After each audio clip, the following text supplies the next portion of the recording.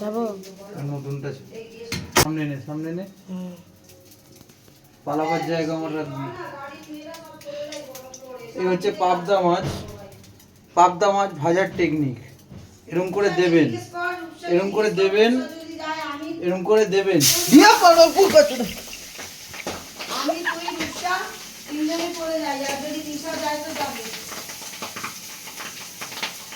খুবই সহজ, খুবই সহজ পদ্ধতি, কিন্তু লাইভ রিস্ক আছে।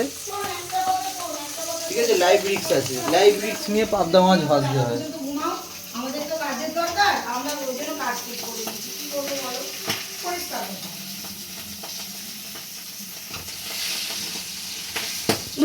আমি পার্টি খাবার মেয়ে না গো, আমি পার্টি